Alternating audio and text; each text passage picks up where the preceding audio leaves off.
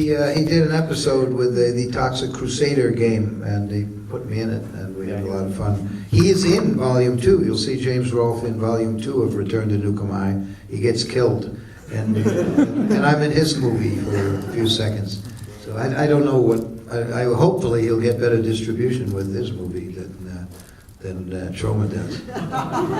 We're the last stop on the train. When Trey Parker and Matt Stone had Cannibal the Musical, they didn't want Troma, believe me. They wanted Paramount or Columbia Pictures. But they didn't. The big guys don't get this stuff. They don't. They follow. They don't lead. And we got it. We understood that Cannibal the Musical was brilliant, and we distributed it. And my hope is that James. What's that?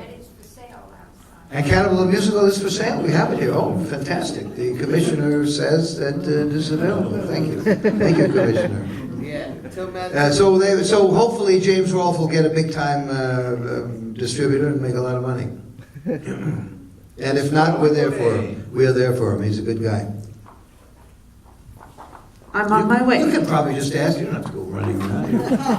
But thank you. This is the job. Thank you, Audra. Big hand for Audra. Audra. There's now Troma. What made you pursue to get Lemmy from Motorhead in the movie, and is there anyone else from the rock scene you were getting in movies? Anyone who is, he asked about Lemmy from Motorhead, how did Lemmy get suckered into being involved with Troma all these years? He started a long time ago. He's a big fan of Troma. Anytime you see any celebrities in a Troma movie, they don't get paid because we have no money to pay anybody really. We pay a little bit, but very little. So Judah Friedlander, who's in this, who gets mugged, Stanley, they're all just nice people who want to try to keep Troma, preserve the Troma aroma like you folks. And thank you again for supporting us. We appreciate it. And thank you, Alamo. Tonight we're going to make it Alahomo.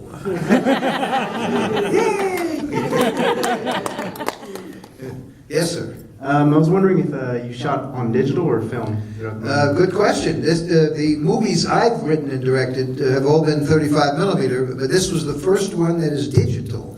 And we shot it with the Arriflex Alexa, which is a very expensive camera, and we only had one camera, which is a big setback. It was so expensive. With 35 millimeter, the cameras that I've used are really crappy cameras, so I could have 3 of them, because they were like 50 years old. But at least I could have lots of different setups and different angles, and if we're doing a stunt, like a burning guy, I could have different cameras. This one, we only had the one, because it's a new camera and very expensive, so I regret that. But I think for the Toxic Avenger Part 5, the prices of the rental prices for these cameras will come down. And I think the Arriflex Alexa, the digital, looked pretty good compared to the usual Troma movie. It was almost in focus this time. And, hopefully we'll get it right the next time. It's a good question, though. And I've never been too much in favor of the digital format, but I think now that it's better than 35 millimeter. Yo, what's up? My name is Louis. First, I want to say it was a Spodoinko movie, and I remember hearing a couple years ago that there was going to be a Toxic Avenger remake from Hollywood. Is there any new info on that? Indeed, there is in the works a big $100 million Toxie remake that is spearheaded by a guy named Akiva Goldsman, who got an Oscar for writing A Beautiful Mind. And he has a movie that just opened called Winter's Tale that he wrote and produced and directed. And they hired Stephen Pink, who wrote and directed Hot Tub Time Machine and High Fidelity and Grosse Point Blank, to direct the movie. Steve Pink has a movie next door called About Last Night, which is a remake of a play with Kevin Hart. And Stephen Pink is a Troma fan. He's a good writer and he's a good director, so hopefully it'll be a good remake. I won't really be involved in it, other than hopefully receiving a big fat check so I can keep making crappy movies. And as a matter of fact, Arnold Schwarzenegger, at the Cannes Film Festival, the Hollywood guys announced in Variety and Hollywood Reporter that Schwarzenegger was going to play a big part in this remake. But then right after Cannes Film Festival, Arnold Schwarzenegger unsigned his contract, and apparently he had seen the original Toxic Avenger and decided it was very different from Frozen. I might have a boring question, but how did you find out about Blood-Sucking Freaks? Like, how did you find it? Bloodsucking Freaks was a movie from the 70s, and it had gotten all chopped up. The distributor who had it did not want to release it in its director's cut, and they chopped it up and it flopped. And the director came to us, and we were able to get it from the original distributor in 1972 or 4 or whatever. And then we put the footage back, and it was originally called Sardu, the torture show or something like that. And we figured we better start over. So we put all the wonderful footage that Joel Reed wanted, we put it all back and renamed it Blood-Sucking Freaks, and the rest is history. Yeah, like Sex in the Book. One of our classics. It's the only movie in 40 years that if it came to me today, I would not want to distribute it. But people love it, and it is very funny.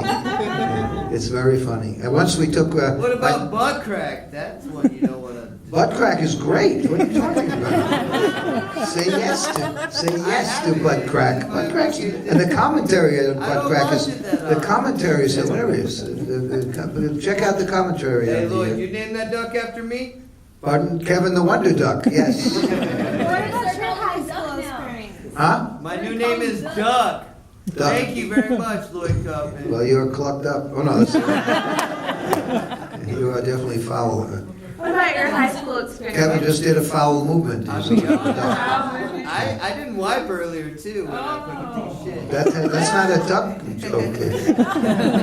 That did not quack us We up. went too far. That's You're not... gonna send him the bill. Yeah. What about your high school experience? What inspired you?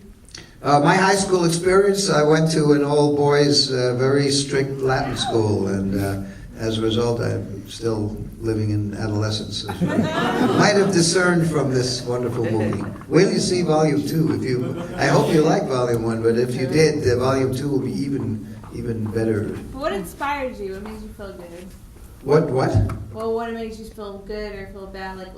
What did you Look get at his from beautiful wife. That's what inspired him. it? Kevin is very wise. Kevin is indeed the Wonder Duck. My wife is my muse. I don't know what muse means, but she's beautiful and very They wrote a inspiring. band after that. But I was never going to make a movie. I wasn't a movie person in high school. I was kind of playing with myself, whatever. But I was going to be a teacher, it was the 60s, 1960s, and I was going to be a teacher or a social worker. Make the world a better place, the 60s was... Yeah, but what changed for you? What made you change your mind? I went to Yale University, totally Really? fucked up my life, yeah. Made a big mistake, and I got What roomed. happened? What happened in Yale? I got roomed freshman year with a movie nut. He ran the Yale Film Society. And so I drift in to see the movies they were showing, and I caught the virus, caught the fever, and I went over to the dark side. Awesome. How's it going, Lloyd? I've written a book, by the way. I've written many books, but one of them is called All I Need to Know About Filmmaking I Learned from the Toxic Avenger, and it is indeed my memoir. And you can James Gunn, who wrote Romeo and Juliet, wrote that book that I wrote, and you can get it and learn all about my early days. Yeah, all I need to know about filmmaking I learned from the Toxic Avenger. Do we have any? Oh, we might even have it here, but if not, the Trauma website, trauma.com. And by the way, even more interesting, 40 years of failed filmmaking. We've got 250 free movies on YouTube. If you go to the Trauma YouTube channel, you will see many wonderful free movies from Trauma. Every week we put up a new one, and every week we have another channel, the Make Your Own Damn Movie channel, and we put up a free lesson, a free movie making lesson with various secrets of how Trauma makes those incredible movies like The Toxic Avenger. Awesome. Sorry I interrupted you. That's all right, Lloyd. Well, thank you for coming and presenting this movie. I really loved it. Going back to Romeo and Juliet, it's one of my all-time favorites. Romeo and Juliet. Yes. Who came up with the idea of Shakespeare and Troma? I did, You of did. course, That's what I thought. after How'd that come my about? fine education. Well, how did that come about? Like, what made you think to put like lines from the play into the story? Well, all of the trauma movies that I've been involved in usually have a one foot in social and political issues, as you just noticed. And with Romeo and Juliet, it was I was having difficulty with my generation, the post-war baby boomers, who were, I think Hillary and Clinton are typical, Hillary and Bill. They are ultra cool, limousine liberals. They fucked up the concept of love, right? My generation, 50% divorce rate. Everything has to be cool, no emotion. And Romeo and Juliet, it was a similar theme. Romeo and Juliet. Huh? Romeo. No, I'm talking about Romeo, the original. Romeo and Juliet. Romeo and Juliet. You made it original.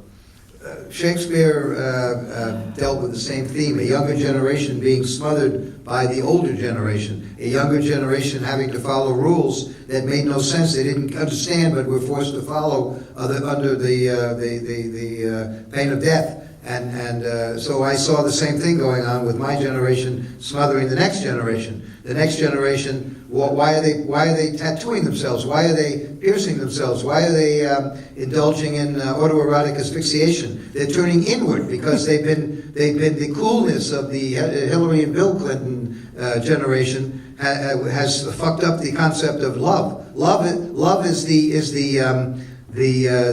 subversive. Love is the subversive. No, you got it. You're wrong, Duck. Love is the subversion. Love is the change. Love is innovation. And that was Shakespeare was getting at that. So I dug that. So I wanted to do Romeo and Juliet. And we spent 5 years on the script, and I couldn't get it right. Finally, James Gunn came along, and he figured out how to do it and make it, pretty interesting. That was great. Thanks. I love you, Lloyd. Next. I love you, Kevin. Love you too. Thank you. Hi, Lloyd. Hey, where are you? Oh, there you are. Back here. Who would win in a fight? A transsexual midget amputee war veteran or a Frankenstein monster made of stitched together aborted fetuses? Ooh, that's a good question. You write like a young William Faulkner. I cannot answer that. I honestly am not wise enough. I think only I think Shia LaBeouf is needed at this point. We need to call upon his whininess. I'm sorry, it's an excellent question, though. Dead babies. Uh-oh, Kevin the Wonder Duck has a question. Kevin's feeling real good tonight. Can we watch the Radiation March trailer? The Radiation March is a beautiful, beautiful anti-pollution Do you have statement. I don't have it on me right now, but it was done a long time ago. But the Radiation March is a short anti-pollution piece choreographed by the great ballet dancer Jacques D'Amboise, and the little kid in it, that little child. That's your daughter, Charlotte, right? That's Charlotte Yes, Kaufman. I know. Is that a party right now? Who you will see in I Terra know Firma. you like you're my grandpa, dude. No way, buddy. But, Lloyd, here's the thing. Your Kevin, little you're making Radiation March Yes, Radiation March. has traveled through every other person's eyes who's seen it, and everything they see after that, they send back. It's a whole world of Stop pulling my pants down, dude. That's the first time he's ever said that. Well, it's Yeah, it's I great. usually love to get Radiation naked. I March get is great. naked It's off only the, about 2 minutes. like the baby And it's penis and Stravinsky fucking music. terra firma. He's got very good taste. It's just don't do that. You got good taste, buddy. I love you, got very Lloyd. good taste. Forever. All right, did you have Thank something, you, hon? Kevin. Hi. Let's have an intelligent statement.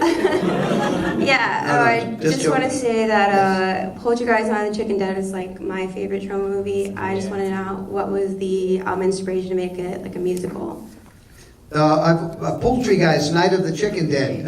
I grew up with musicals. When I was a kid, I loved musical. Being a gay married man, I've wept through every Barbra Streisand musical, and I've always wanted to do a musical. And Cannibal the musical, Trey and Matt did one, and I like that a lot. Although that's a classical musical. But I saw Takashi Miike's Happiness of the Katakuras, Takashi, And that's got some singing and dancing in the middle of suicide and all that stuff. And that gave me the courage, okay, I'm going to do something with singing and dancing. Poultrygeist isn't really a classic musical the way Cannibal the Musical is. Cannibal the Musical is kind of like Oklahoma meets The Toxic Avenger Part 2. But Poultrygeist has got some songs up, it's front-loaded with singing and dancing, but then it stops when the Schopenhauer and Nietzsche and philosophy came. Hey Lloyd, you got Poultrygeist? Let's watch it. Are you? I'm down. I have it. All right, what's your question? Tell the management here. They used to have every Tuesday. We used to have Trauma Trauma Tuesday. Tuesdays here in San Antonio, and it was free. It was free. Bring it back. Tell the management you want Trauma. Can we sing the full I think Poultrygeist is on. Everybody know it? I think Poultrygeist is on. Poultrygeist with love. Poultrygeist is for sale. You can buy it, Kevin. Let's just assume everything's for sale. We have a wonderful. I'm for sale. Yeah. But can we sing it together? No, We've got. it's not. I think we have a couple left, right? Yeah. We got Poultrygeist Night of the Chicken Dead. Yeah. And we have some Poultrygeist Oh, you get the Posters too. The posters are very Hey, good. this girl right here. What's your name? Gina? I Gina? have a bootleg. Gina? Is that cool? Yeah, you know the white copy with the shitty fucking chicken that you fucking No, say, no, that's the I new hate one. this That's the new country, one. Korea, that has the bootleg already. No, that She was has the that Chinese copy. version. That was the Chinese Yeah, version. yeah. Which looked better than ours. The bootleg version was much nicer than ours. Anyway, next question. I noticed in the new movie that you use digital and practical effects. How do you choose what's going to be digital and what's going to be practical? I never cared too much for the After Effects, or digital, whatever you call them, CGI, because it's even when I see a $200 million movie with CGI, it still looks like a video game to me because I'm older and I'm not used to it. But on this movie, we had some people who knew how to do it, and I still think that you can probably, when you saw the stuff on the screen, right, you probably were like, But it's sort of, I think the way we did it, we tried to make it kind of psychedelic and 60s-ish. We tried to make the effects campy when we used them, so that people would have some fun with them. But I agree, I'm not that infatuated with them. I just don't think we have the funds to make them look really good. And even on the big movies, I don't know that they look so good. All right, that's all we have got time for right now. Thank you very much, Mr. Kaufman. Can we have Thank another you, all applause? brothers. Now, we don't like to, thank you very much. Trauma doesn't, we've gone 40 years without getting any awards, but we do like to give out awards, and the New York State retired film commissioner would like to present some very coveted awards, if I'm not mistaken. Thank you very much. This is a very exciting moment. The often coveted but rarely given official trauma diploma with the power no longer vested in me. I'd like to present our first trauma diploma to Ryan Johnston. Is he in the room? He's fanboying all over the place right now.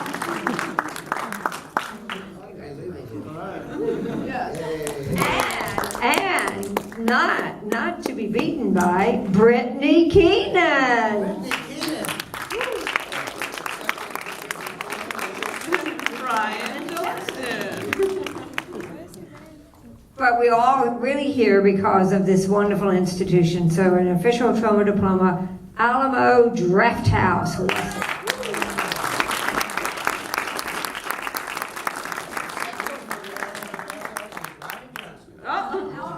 Audra.